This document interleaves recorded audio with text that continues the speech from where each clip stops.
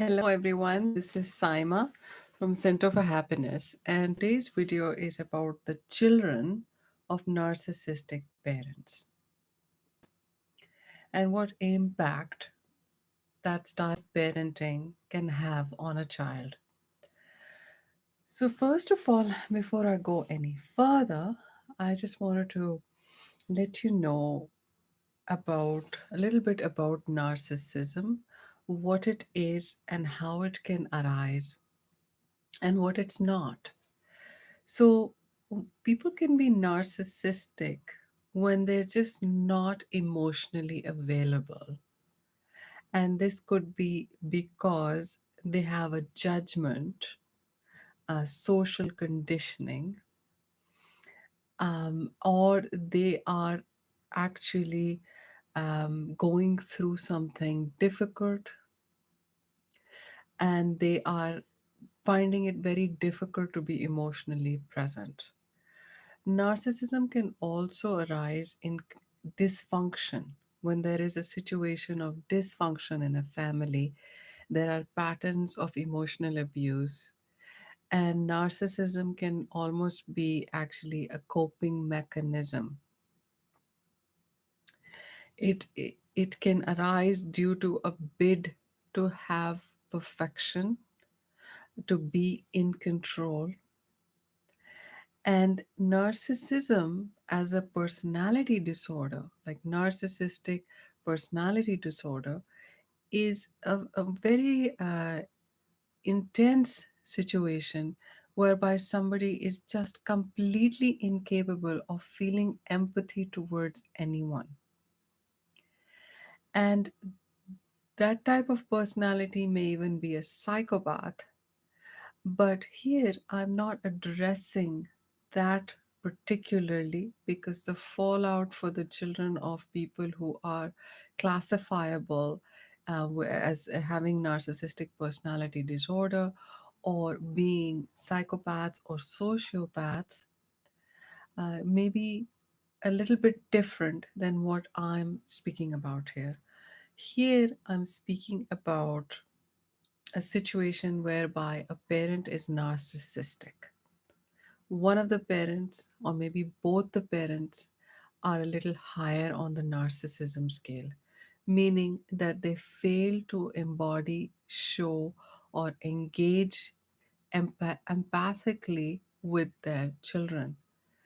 They fail to be present emotionally with the child. And the impact on that, on emotional health, is what I'm going to be talking about. Now, that narcissistic parent may fulfill all the duties of being a parent. They may perform all the food, the groceries, the shopping, the cleaning, taking to school. They may be able to actually do all of those, but they may really, really struggle when the child has an emotion because the narcissist fails to recognize that other people have feelings as well. For the narcissist, only their own feelings matter. Other people's feelings are either dismissed, considered exaggerations, meaning that they're not genuine, they are fake feelings, or the person shuts down when they are in front of a feeling. They may use dismissal, judgment, or they may do something that can be just as damaging, which is that when a child is having an emotion, they respond with the same emotion or even worse.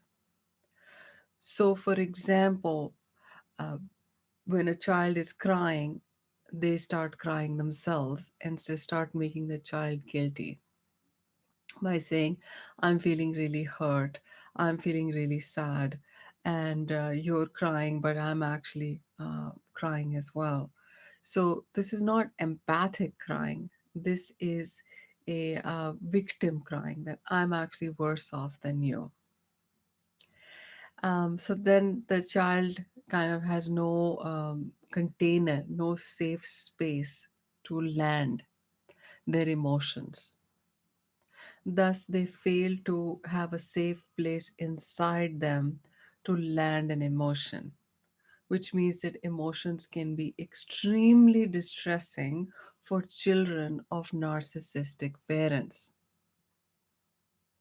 Because in babyhood, in infanthood, in childhood, they have not had the opportunity to learn from the adult, to be soothed by the adult, and therefore learn that emotions are transitory, they're ephemeral, they pass, and that they're going to be okay after experiencing an emotion. So, children of narcissistic parents or parents with a narcissistic parenting style may really, really struggle with emotions. Emotions may completely take them over, or they may become extremely stoic, meaning that they somatize their emotion, put the emotions in their body in order to cope. This can lead to lifelong struggle with identifying their true feelings about something. And it can mean a lot of different ramifications come up with when we think of this situation. One of them is that the child may really struggle to actually state or express their needs when they're older, when the child grows up and they're in relationship. They may literally have this need that the other person understands their emotional needs, because that was not done when they were young. They did not get that from the parent, and they may compensate. They may have actually learned to survive really taking care of other people's needs first, because they had to do that because the parent was not taking care of their needs. So they had to learn how to survive by taking care of the parent's needs. So the parent needed the child to be in bed by a certain hour. The empath who grows up in a narcissistic household will make sure they're always in bed by that time. The The child may also learn that the parent is less brutal if they, achieve a certain position or a certain outcome at school. So the empathic child may struggle very hard to reach the parents' expectations, which is one of the reasons why it may be that narcissistic parenting style is quite prevalent in the world, because that kind of abuse, judgment, name calling, any kind of satire, rejection can motivate people in the short run to excel and to reach the parents' high expectations. The parent may never praise them, and that could also lead to the children being very high achiever, really, really pushing themselves to achieve high standards in whatever they do. And it can lead to perfectionism in children because they're always hoping for the parents' approval or acceptance if they prove themselves.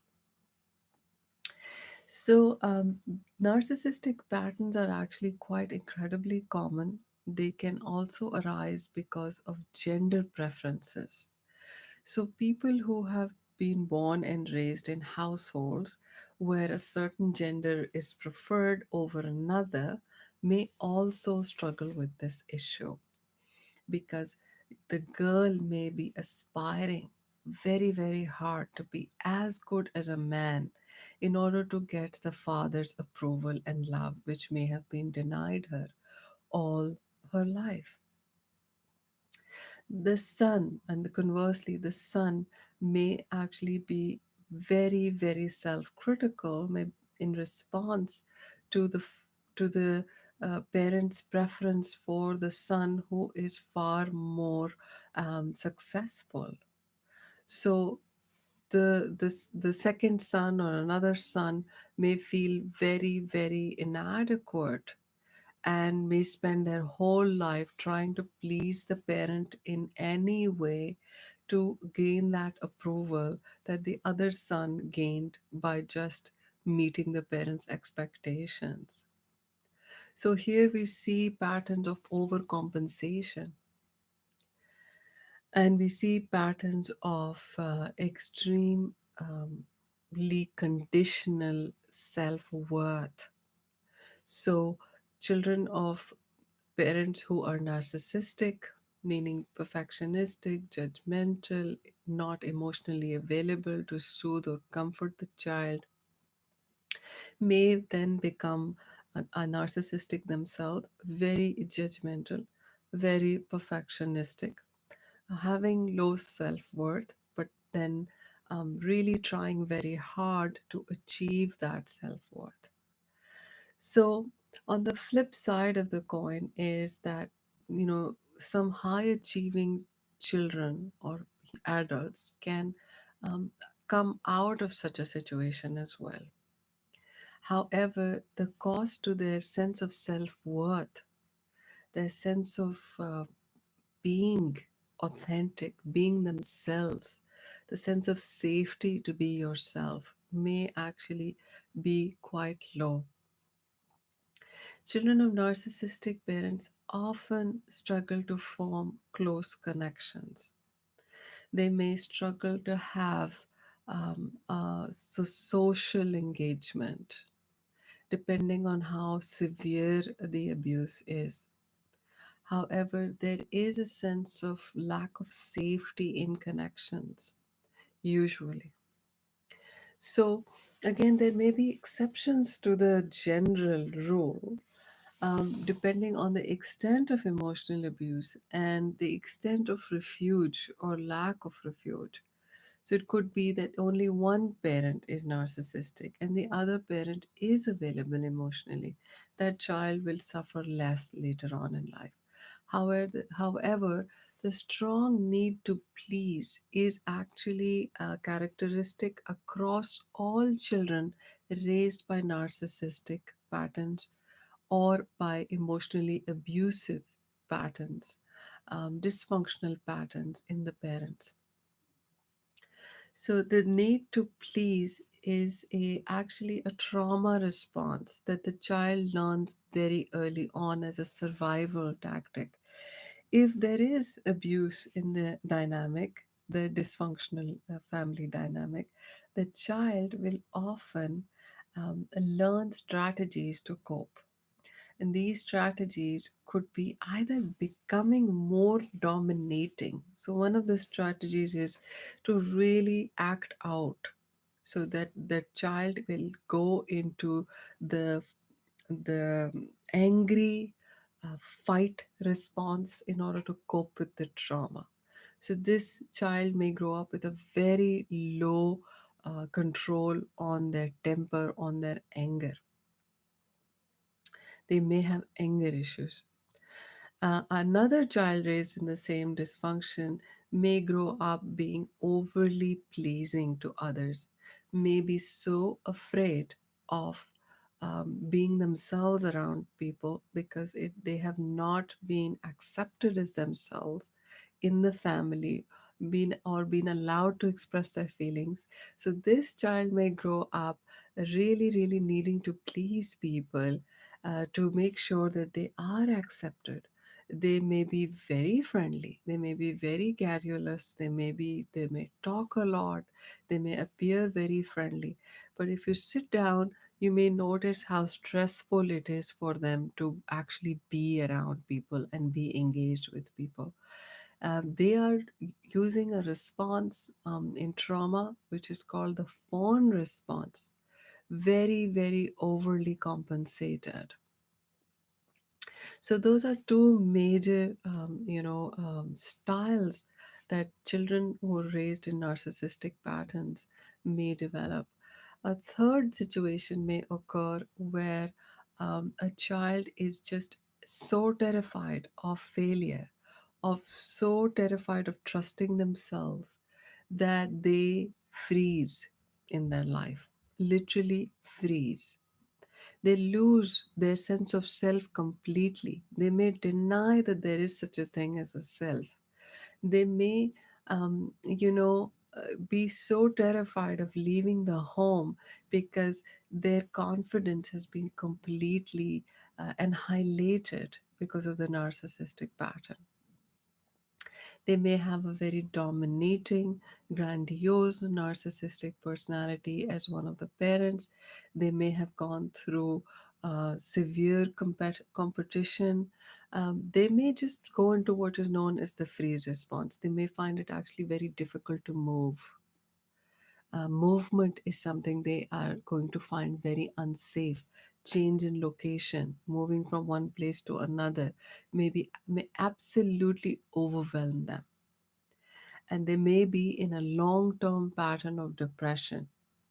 They may compensate the depression by finding safety. They may find other ways of dealing with the depression, including addictions, distraction. I mean, it all depends on the personality as well. But freezing completely, like being unable to move forward in one's life, is also one of the outcomes of narcissistic abuse in childhood.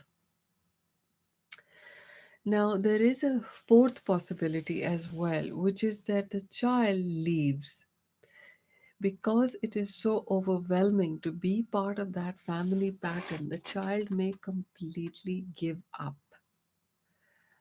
having any kind of interaction, may then be so difficult for them that they absolutely leave the family. And this leaving is a mental and emotional, may even be a physical leaving.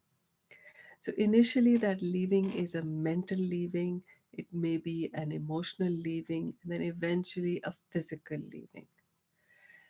They may not be able to live in the same city.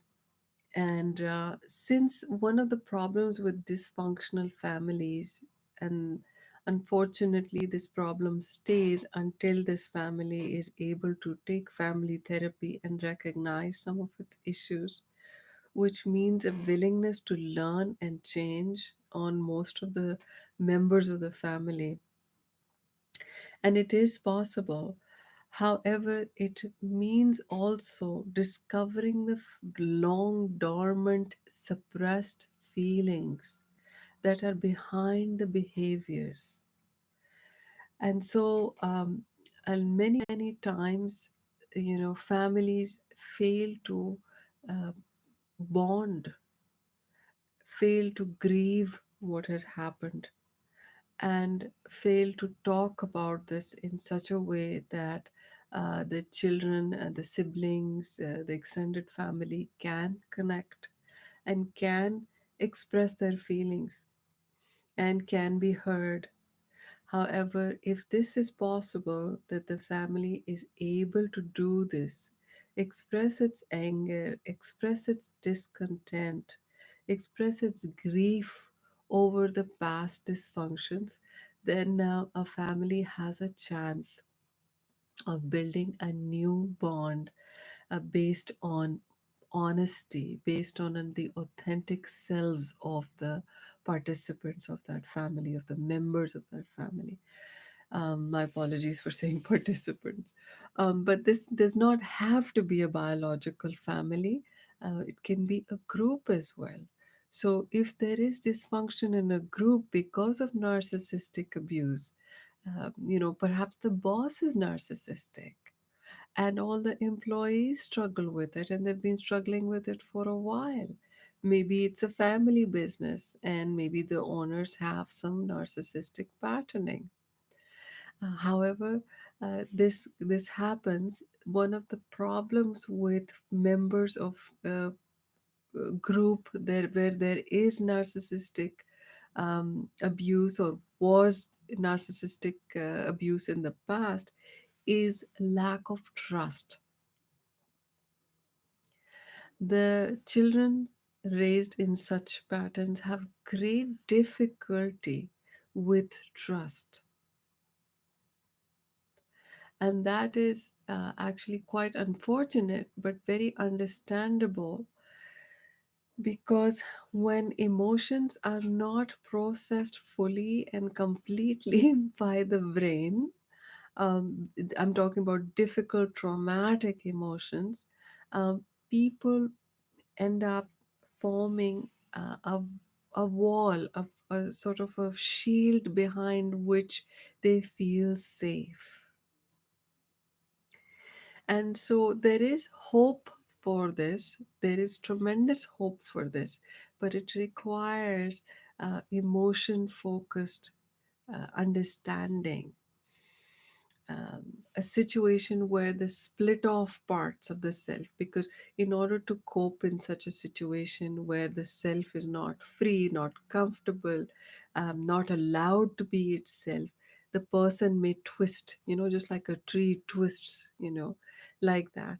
And for it to sort of, for this person, this personality to open up and again reach for the sky and the fresh air, as it were, and to be itself completely, this person may have to heal those traumatized parts that have become suppressed and repressed.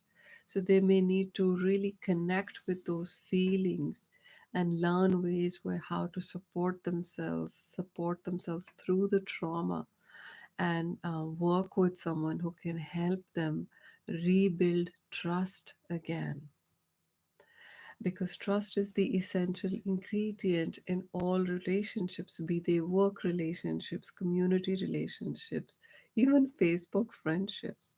There needs to be a certain level of trust. Um, in cultures where narcissism is on the rise, and we see that as a global issue, the reduction in trust is also unfortunately a fallout of that. And narcissism has little to do with other things like poverty or money, or having a lot of money and having less money. It has everything to do with the mental health of people. Sometimes people have a lot of money, but their mental health is not that good. They may have a lot of anxiety, a lot of depression, and dysfunction. May have issues like addiction. There, there, those kinds of people will struggle to be emotionally available and present for their children. And so, I just want to bring your attention to these issues. And if you have questions about children of narcissistic parents and how to change that, you know, the first thing I would recommend is to start with your own self. The more empathy and compassion and self care you can give yourself, that can only translate to a greater sense of trust with others. The more you work on your self trust, listening to your inner judgment, your inner voice, even though it may not corroborate or be congruent with the voices of people you grew up with, whose judgment you may still respect to some degree, even if your own voice is different. To be very mindful, very compassionate, very kind to all parts of yourself, because this is going to help integrate that self that has been split away, and it will come together. And then, when it is more together, your new persona that has that broken off part integrated will be able to form new relationships and will be able to move forward. So, all is not lost if you did grow up in a situation where there was an element of narcissism, meaning a lack of emotional availability from either of the parents. It doesn't have to be, just one, but both the parents, or outright emotional abuse or outright physical abuse. Any condition in childhood where you were taught to have conditional self worth, meaning you are worthy if you do this, you are not worthy if you don't do that. You will not be good enough unless you do this, this, or this. These are the issues with children of narcissistic parents. They may always struggle with self worth, meaning that they may not think they deserve to have, as much as other people in their life. They may think there's something wrong with them. And that is the biggest problem, is that feeling that there's something wrong with the way I am, that I need to be different than how I am, or I need to change or improve or become more perfect. So these are some of the issues that empaths especially face in their psychology when they grow up, and their gentle, kind, empathic nature may really struggle to express their needs and have their needs met and live life as authentically for who they really are. They may compare themselves a lot to other people. And these are all signs that children were raised in a household where they were not treated with as much respect and care, and emotional connection as they needed. So that's it for today's video. I hope you enjoy it, and take care. Bye.